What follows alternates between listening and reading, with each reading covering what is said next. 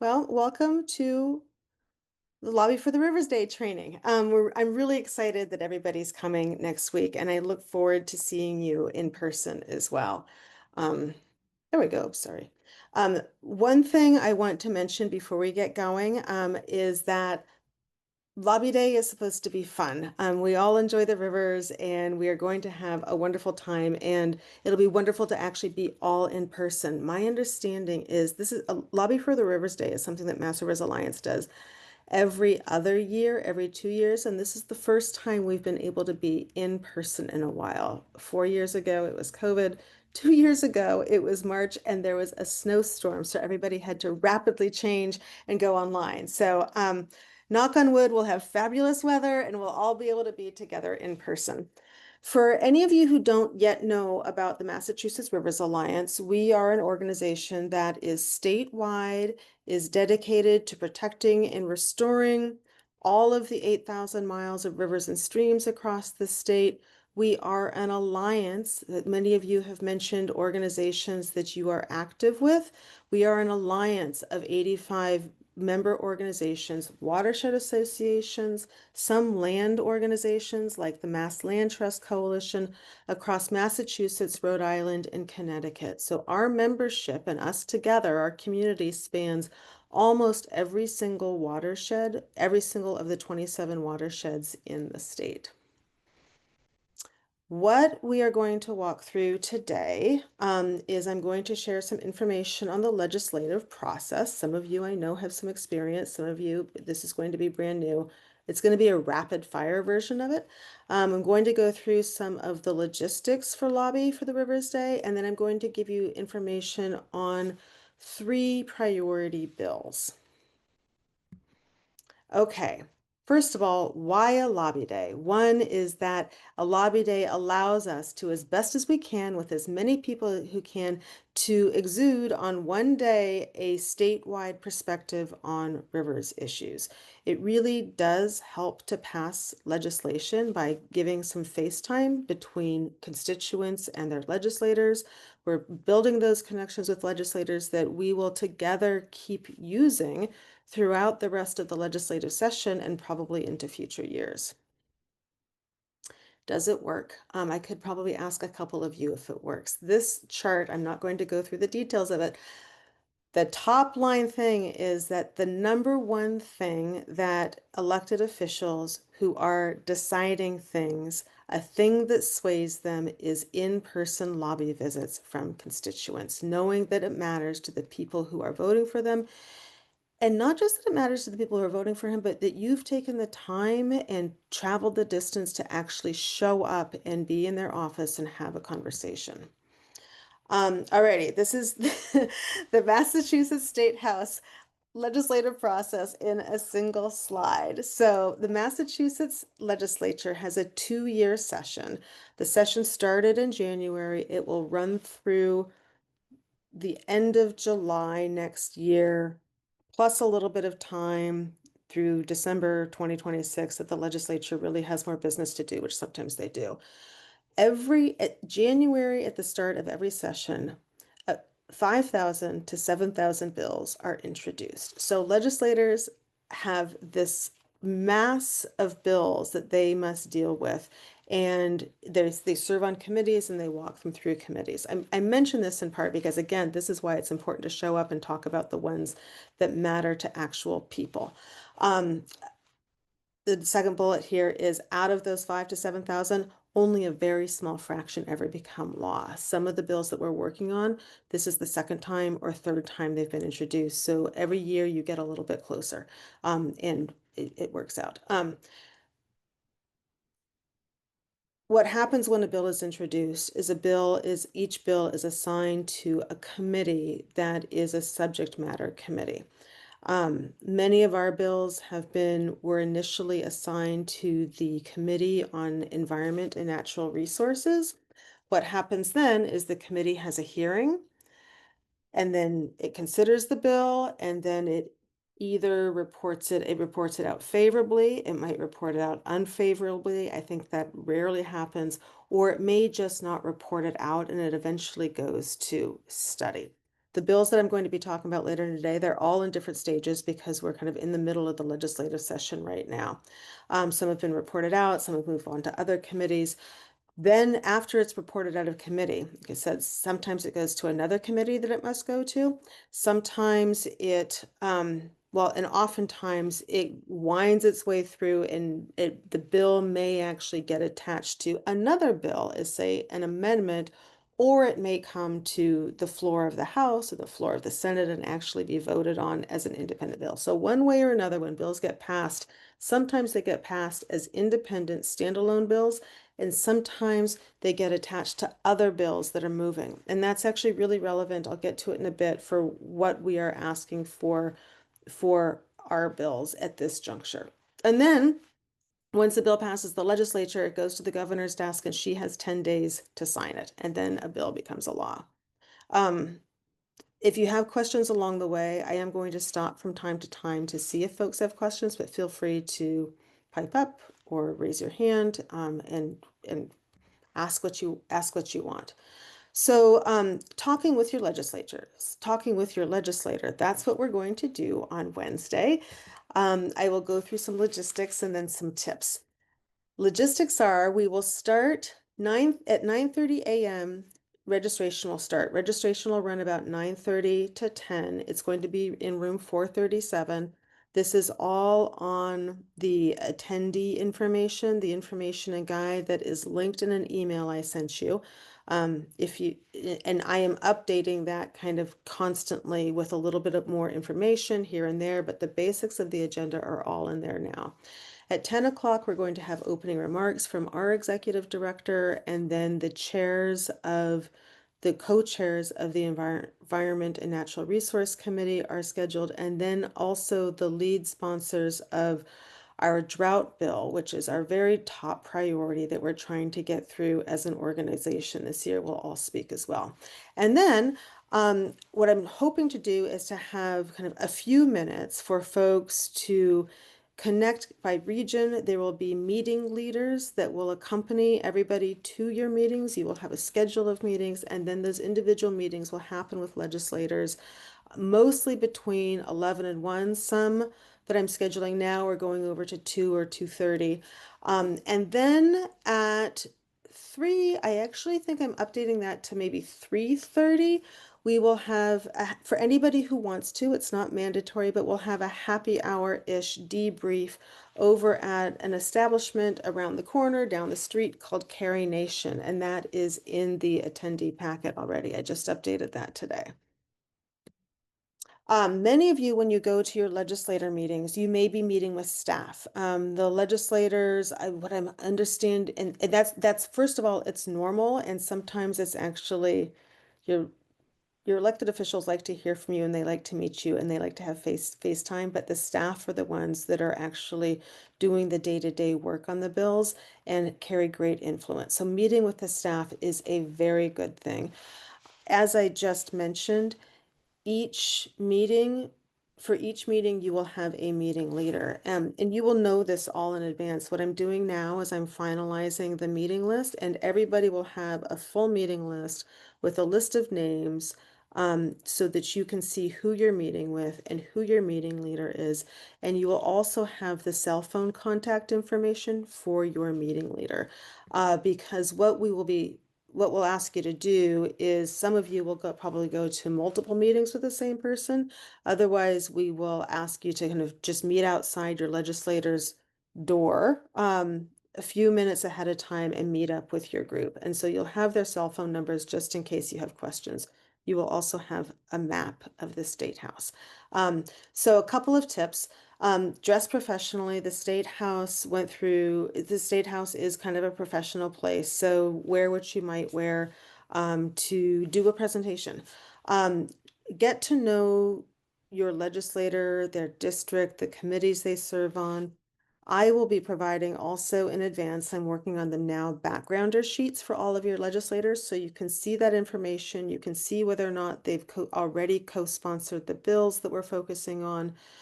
Another thing you can do if you want to do your own research is if you just Google the Massachusetts legislature, I can put this link into the into the attendee information as well. You can look up your legislator and you can see from the bills that they're sponsored what some of their interests are. There are tabs right here where you can see what their committees are. You can look at the full extent of their district beyond the town that you may live in. It's a very, very useful resource and just a good practice. When we meet with our legislators, we're also trying to keep in mind, okay, know your audience. What are the things that they have on their mind? They are thinking about, okay, my constituent is asking me, or this group is asking me to support or help advance a particular bill. Do I have the information I need to share with colleagues? We have fact sheets that you can leave behind, and we can always follow up with more information. They will want to know, where is the bill that we're talking about in the process. A little later in the slideshow, I'm going to let you all know where each of these bills are, and your meeting leaders have this information to answer any detailed questions. They'll want to know, is there district support? Being a constituent who has taken the time to come to the State House and talk about it is one indicator, and a very strong indicator of constituent support. And then they'll also be wondering, all right, is there support among leadership, and who opposes this bill? And that's what we work on all through the process to answer questions that they might have. And I should say right now, I will say it again, that if there is a question you or your meeting leader don't know the answer to, just write it down and say, we will get back to you. Here it's on this slide. So another thing about talking to your legislature is to define your ask. For instance, we will be saying, oftentimes we have lobby day in the spring where the ask is to co-sponsor a piece of legislation. The co-sponsorship drives have all happened. That's all done. At this juncture, we will be asking very broadly to support, for example, the drought bill, or these two other bills I'm going to tell you about, when it comes to a vote. And it may come to a vote in their committee, it may come to vote as an amendment to a bill, it may come to a vote on the floor. We're asking for their support. When you're talking to your legislature, you want to try to know the issue as best as you can. And again, you're going to have meeting leaders who are well versed in this, but we're going to be covering the bills right now. And if you don't know the answer, it is completely okay and respectable and good to say, let me get back to you on that. The reason it's good, a reason it's good is you never want to be giving incorrect information. And when you have an opportunity to get back to them with more information, that's an opportunity for follow-up and further cultivating the relationship. And your local perspective is absolutely the most important thing. The thing I will point out now is that all of you, when you are in your meetings, the thing to talk about is, and the perspective that you will bring is, why are you here? Why do you care about clean, flowing, healthy rivers and wetlands, and what motivated you to be here today? Your meeting leader will get the conversation going, will guide it, and will probably ask you, oh, let's all talk about, if you've been affected by drought, you have an opportunity to talk about how you've been affected by drought. If you care about land protection, you have an opportunity to talk about land protection and access to parks. If none of that is, if you are not necessarily steeped in any of that, just talk about why you love rivers and why it matters to show up and support clean, flowing, healthy rivers. Okay, the MCs, the meeting leaders, will probably ask, and it's okay to ask to take a photo, because we will use that. You can use that in thank yous and in posting, and giving some, amplifying, if you will, the visibility for the conversation that you've had. After the meeting, it's always good to send an email thanking them for their time. You should include contact information, any additional information you said you might get, and the fact sheets that will be relevant to the topics that were discussed. And then we will also ask you the following day, you can keep an eye out for an online feedback form that we'll ask for you to fill out, both with feedback for how Lobby Day went and anything that needs follow-up anything that needs follow-up to your legislators, and generally, how did it go? Was it a good conversation? Were there questions that were difficult to answer? Just let us know how it goes because that gives us the platform to do all of the follow-up and make lobby days better, even better in the future. I mentioned this with your photo. It's always great to post about it. Instagram, Mass Rivers is on posts on Instagram, Facebook, and LinkedIn. And if you post about it and tag Mass Rivers, we will amplify that. And that's another good, simple request of your legislator to say, hey, can you amplify this when we post it? It's a very simple, fun thing to do. Um, Questions about the process, and then I'll get into the first of the three bills we'll be talking about. Okay. I'm going to be talking about three bills and three issues. One is drought. The next is a bill called Nature for All, which is about establishing a dedicated fund for land protection that is important for rivers as well. And the third is a smaller but very important bill to basically codify the division of ecological restoration to actually firm that up as a permanent program of the state. And I'm going to get into why these are all important. So drought as an issue.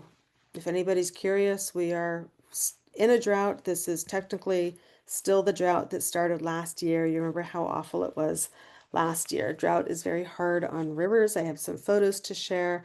The problem, aside from the fact that we are experiencing drought more frequently, more intensively, with greater impacts, the problem that this bill seeks to address is that right now, when the state is in drought, the system, if you want to call it that, for managing and conserving outdoor water use is an absolute patchwork. What this map shows is just last month in September, the different levels of outdoor water restrictions that municipalities have. You can see that some are dark red. That's where a water supply emergency was scheduled, was called. Some are different versions of orange to yellow, and some are absolutely white. So, as you know, a watershed transcends more than one town. We have 7 drought regions in Massachusetts. They are not 351 different drought regions. And what you can see here is that in some cases, in many cases, a town may be conserving water right next to a town that is not conserving water. So what we are aiming to do, so wait, pause here. We have a patchwork approach to water conservation, and then I will get into how the drought bill will remedy this. But first, some pictures. For those of you who've been on, in, or near rivers in the last month or so, you probably have seen them getting low and dry again. Here is a compilation that was actually shared at the Drought Management Task Force meeting last month when they were determining their drought declarations for the regions around the state. Here is the Sudbury River. August 2023 is pretty normal levels. Last year, August 2024, you can see it's lower, and we didn't even get into extreme drought until fall last year. The bottom one, I believe, is July. Yes, where you can see it's getting drier and drier. So yes, drought impacts rivers tremendously. Conserving water will help our groundwater and rivers handle drought better and recover from drought faster. So drought. As I mentioned, the current rules basically offer insufficient protection for stream flow and water supply during droughts. It's, remember that patchwork map. It's all over the place. It's not very coherent. We have had severe droughts in 2016 that had pretty extreme economic impacts, 2020, 22, 2024.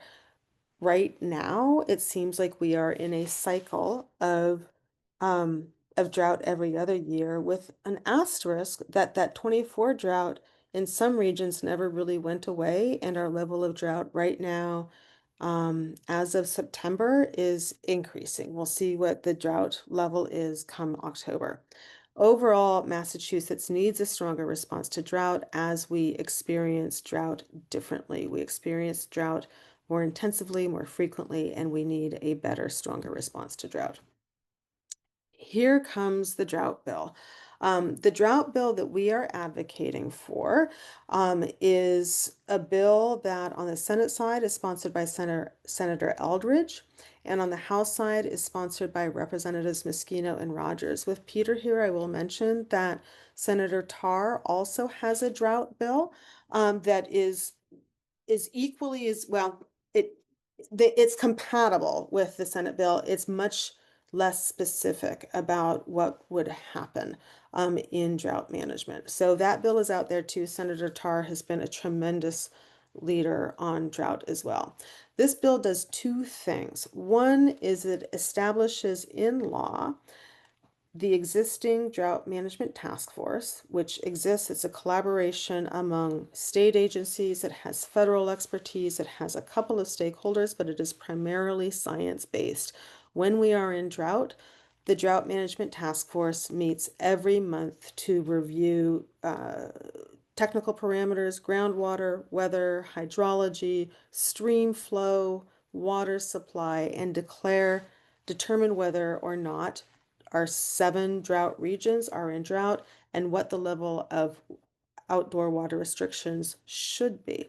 They make recommendations on what outdoor water restrictions should be. However, that's where the buck stops essentially, because nobody in the state has the authority, has the ability to declare and mandate water restrictions until we get to an emergency.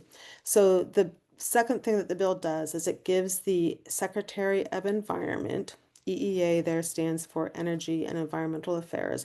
It gives the Secretary of the Environment the ability to require uniform water restrictions, again, on non-essential outdoor water use, that's lawn watering, across an entire drought region. I'll show you the map of the drought region so you can see how that is.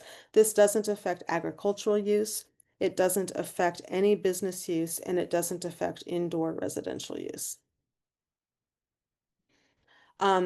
Here's the map that shows the drought regions. So for instance, I could have showed you the map. If you look at the map now, um, all the entire state is in a drought, but different regions are in different levels of drought. So say that Worcester area is in a higher level of drought, than potentially than the islands region.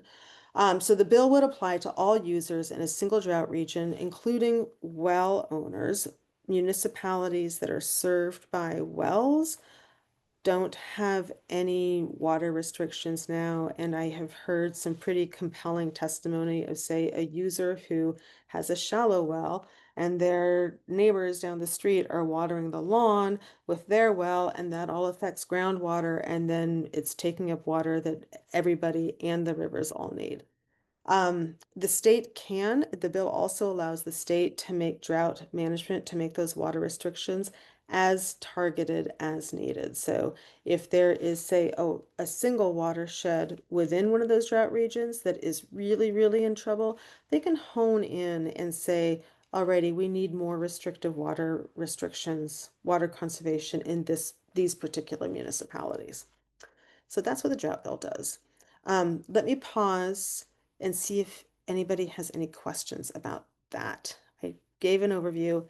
You don't need to be the expert, but you can talk about why it's important to have water in rivers.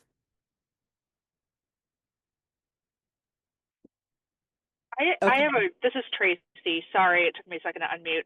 I have a question on the well use, Mm-hmm.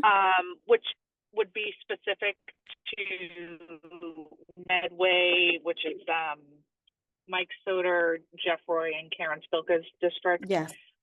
We have a peaker Exelon peaker plant in town, and they were not permitted to hook up to municipal water when they expanded the electric facility. Oh God, back in Okay. 2016. Anyway, they pulled a fast one. Charles River Watershed did get NCLF got involved legally and did not win. However, they were permitted to dig 2 wells on site with a daily maximum output of something like 50,000 gallons per well, because they need that much water daily to run the plant. Does Yeah. this affect something like that, even though it's operational? Because that it's becoming a problem. We're aquifer based in Medway. Yeah. So, so this bill, would apply to, residential use. It does not apply toward, it does not apply to, it basically doesn't, because it's considered it would apply, excuse me, non-essential outdoor water use, doesn't include industry or commercial or businesses. So it sounds like that it wouldn't address that particular problem. Yeah.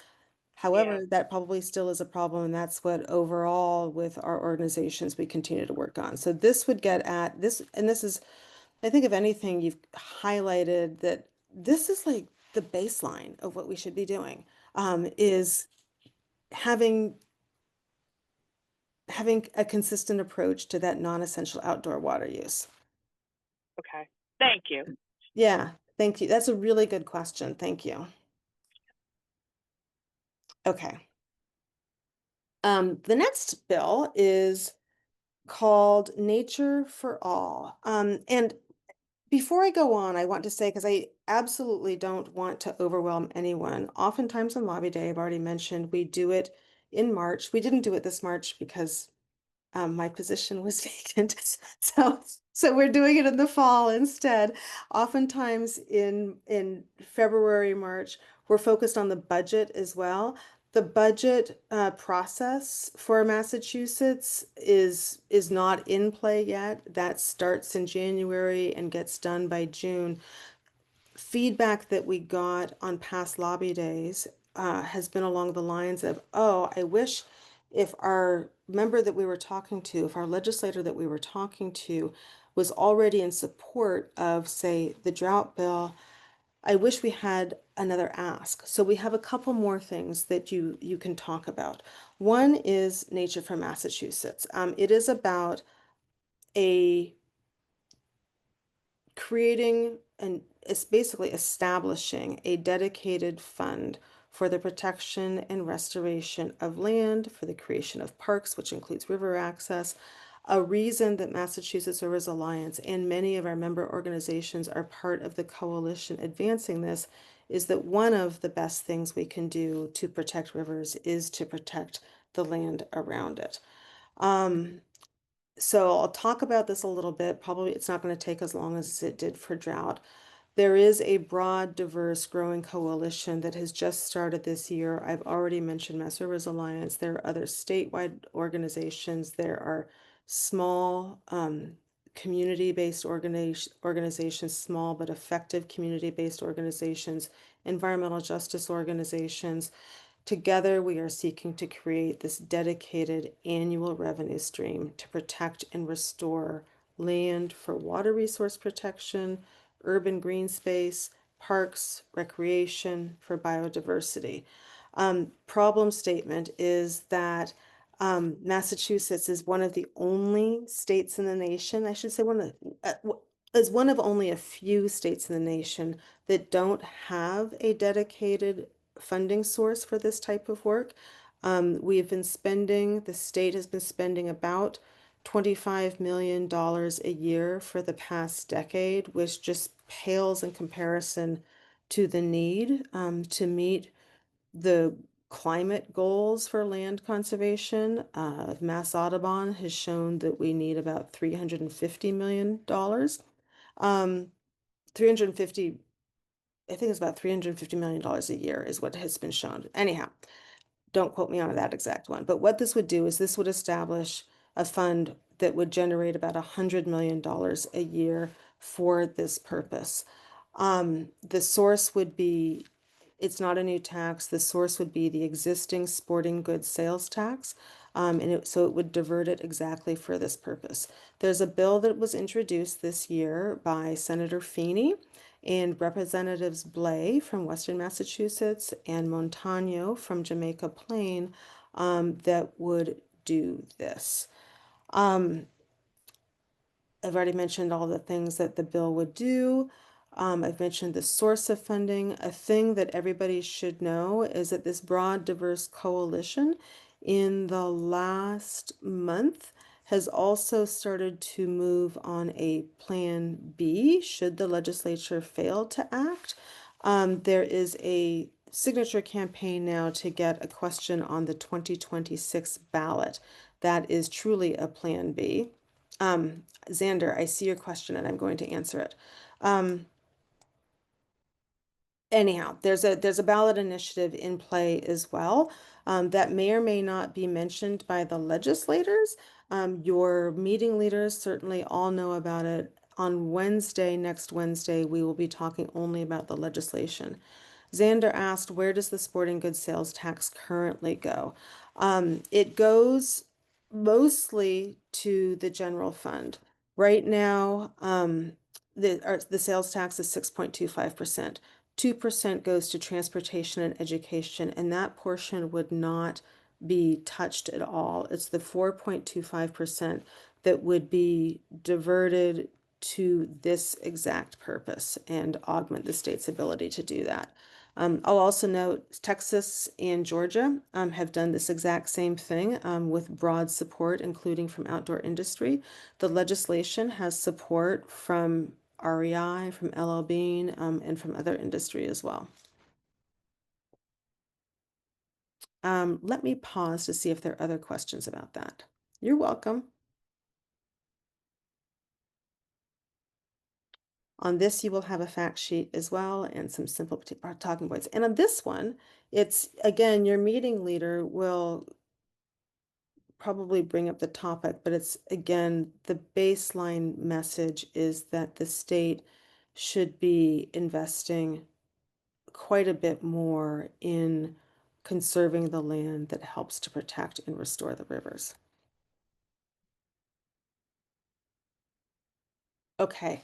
The last piece is a bill that would essentially solidify the state's commitment to a program that does tremendous work, and that is the Division of Ecological Restoration.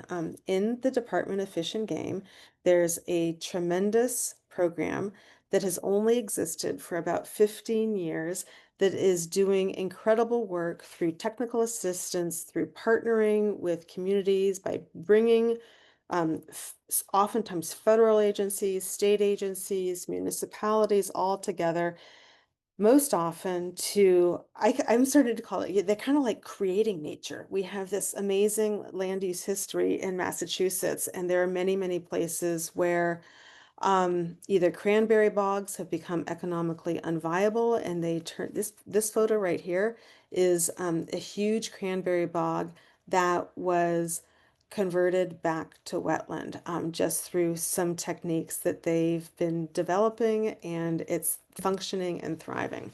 So in 15 years, this little program has removed 65 dams. They've connected 700 miles of river by doing things like upgrading culverts or replacing culverts, like you see in this photo right here, with kind of a more appropriately, more adequately sized, if you could, like passageway under a bridge for the river to actually, for the river or stream to flow. They've restored 3,000 acres of wetland. They've done 120 plus culvert upgrades. And those culvert upgrades, it sounds very, I don't know, DPW-ish, right? It's incredibly important, incredibly popular because it's not just about having the stream flow go under rivers, under roads in an appropriately sized opening, if you will, and an appropriately placed opening. Sometimes they're way up above where the stream is supposed to go, so fish can't get up, et cetera, et cetera. But when you do these, it's also really, really good for roads and bridges and for preventing them getting taken out by flooding waters. So it's a really popular program. They've had tremendous success. They've distributed a lot of money, and they do incredible work. Um, this map shows all of the projects that they have done in the last 15 years or are in progress. It touches almost every single part of the state. They do such tremendous work, and they are incredibly effective. They also, the problem is that any administration could come along and decide this isn't important work, and off they go. They wouldn't even exist. So this bill, the Senate version of which is sponsored by Senator Tarr, and the House version is by Representative Lenatra, who is down in the Southeast. All it does is formally establishes the Division of Ecological Restoration in law as part of the Department of Fish and Game so that the Commonwealth can carry on its commitment. Ties here are that the biodiversity plan that the governor just introduced, just released, if you will, just launched in late August, calls for things like removing 10% of the state's 25,000 dams. It calls for upgrading 10% more of the culverts, which is about 3,000 more culverts, all for biodiversity and wildlife. So the simple ask is to support the Division of Ecological Restoration being firmly established in law. This bill also does the same thing for the Office of Fishing and Boating Access. The Mass Marine Trades Association is supporting that aspect as well. So it's a little but incredibly significant ask. I'll pause there to see if you have questions. Oh, Madeline is asking, what are the reasons legislators might be opposed to the drought bill or have constituents in opposition? Um, I will tell you that the major opposition comes from water suppliers who want to sell as much water as they can all during the year. And the remedy for that is that water suppliers can also structure their rates so that they can take care of their infrastructure and sell water at the same time. Um, Questions on the bills so far, and then I'll talk about, I've got a couple more slides to talk about, um, basically about the ask and the status of these bills. Are the dams slated for removal revenue generating? No, generally not. No, these are oftentimes they're dams that, and this is what the Division of Ecological Restoration does, is they work with dam owners who want to have the dams removed. Oftentimes they're defunct, sometimes they're failing, sometimes they're becoming hazardous. Oftentimes, this one that I'm showing, this was one that was done, there's no dam there, but you can see, what you can see are the sides of the dam that used to be there and the waterway that and the boardwalk that there is now. But oftentimes they've become utterly economically inviable. Sometimes they're left over from old mill operations. This place right here is down in Braintree. These photos, when this project was done and it was opened up, and there's a fish ladder that was installed way down at the end, because when the dam was blasted, the rocks had also had the bedrock had also been blasted, and so the fish actually couldn't even jump up this artificial structure. So there's a fish ladder also. River herring came back here for the first time in 200 years. So this piece of river had been um, unreachable by fish for 200 years. The dam, there were actually two dams here, became financially unviable. They became burdens. The Division of Ecological Restoration worked with the community, worked with other agencies to pull all the resources together, and this got done, and herring came back for the first time in 200 years. And that's the kind of work they're doing in Massachusetts, which is a state that has developed over time for so long. Any other questions on this? Okay. Um, okay. This is a boring no picture bill, no picture slide. I'm sorry. But the reason I want to talk about the environmental bond bill, because if you go back, think back to what I was telling you about the legislature one-on-one, Sometimes bills work their way through committee and they get to the House or the Senate floor and they get voted on as a standalone bill. Oftentimes, bills are successful because they get attached in one way or another to a big bill that the legislature really is compelled to pass. And Mayor, I see your question. Let me get to that in a second. Thank you. The environmental bond bill is one that is now in the legislature. It's in this committee on environment and natural resources.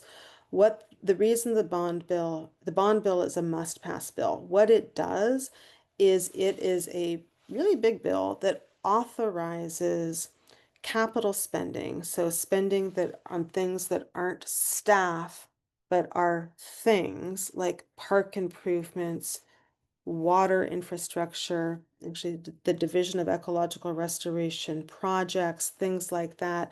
It authorizes trails. It authorizes that spending for about 5 or 6 years. So the last authorization is running out. And a key thing here is it authorizes the spending, and that spending then needs to get appropriated over the next 5 or 6 years. But the authorization is running out, so the legislature has to pass this bill this session, likely by July.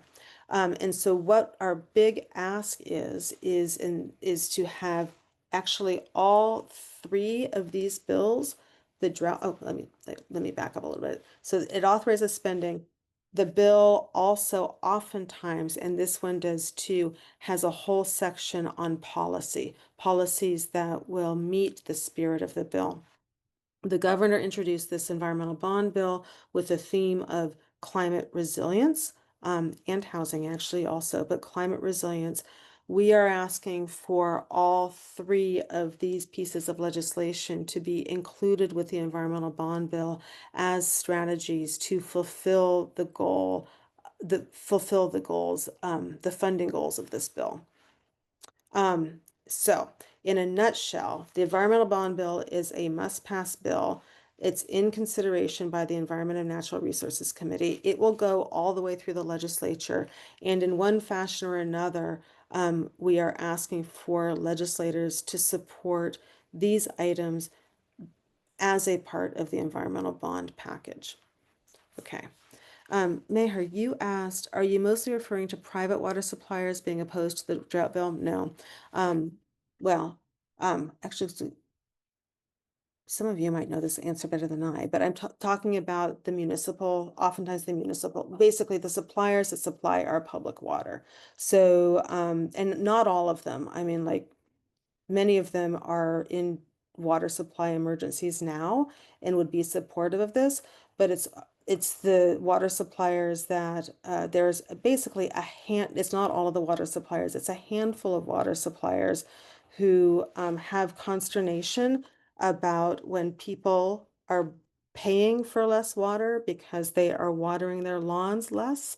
That means less revenue for them, and they have some fixed costs. They could restructure. The remedy for this is they could restructure their rates. This is done all over the country so that they can still generate enough revenue for their infrastructure costs, even when we're in water conservation.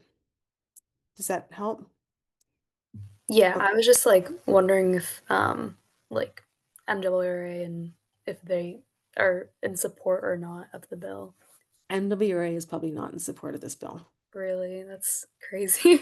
And you know, 'Cause and I'm happy to follow up yeah. because they're in the last session, this bill this is the third session this bill has been introduced, and in the last session it passed the Senate. This is a really key. The whole bill passed the Senate. It almost passed the House. We came very, very close.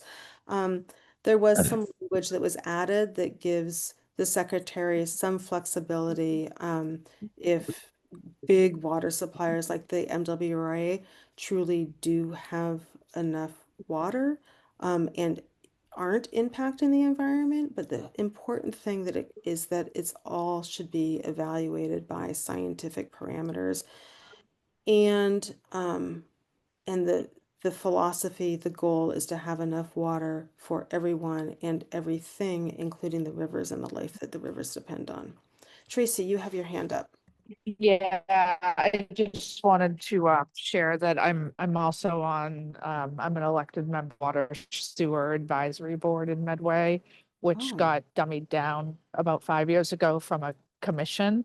So now our select board basically holds all the cards around water sewer rates, which they just raised recently because we just built a new water treatment facility with PFAS piloting.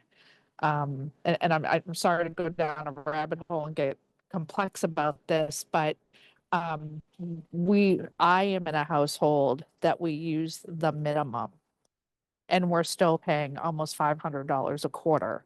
It's frustrating because you're right. The municipalities set these minimums for operating, and they they tend to shift them when they see the usage by the community change. It's yeah, very much a numbers game. Yeah, yeah, yeah. yeah. So, Thanks for bringing okay, that thank up. you. Thank you. Sure, sure. So where are all these bills now? As as I mentioned, we're in the middle of the legislative process, so each bill is at a slightly different stage.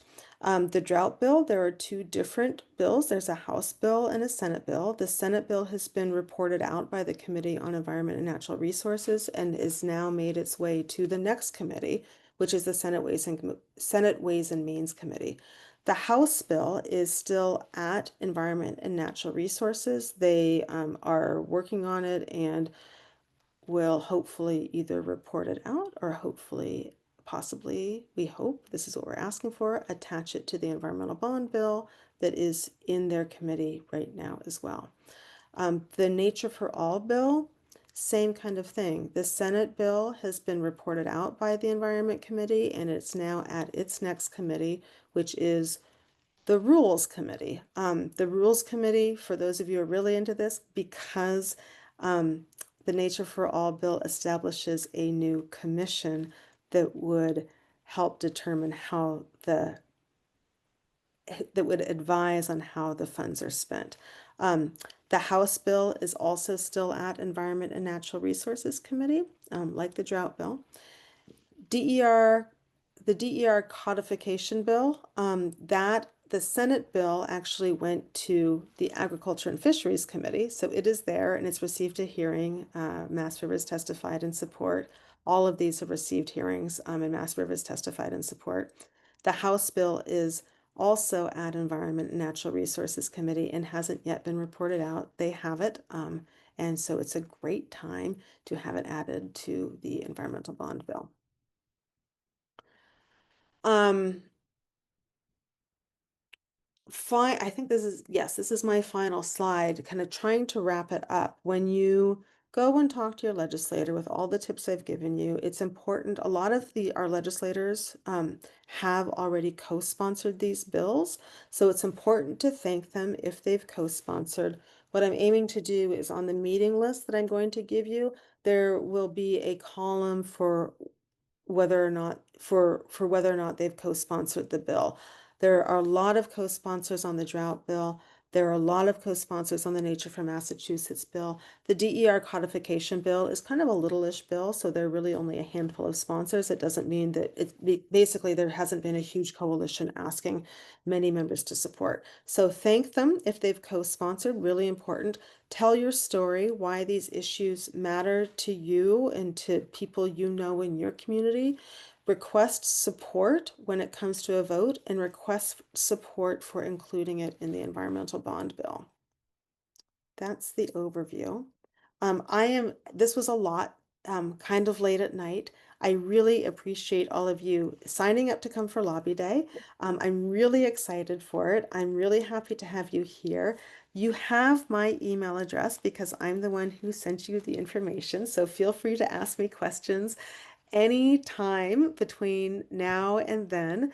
And let me see if there are any other parting questions right now.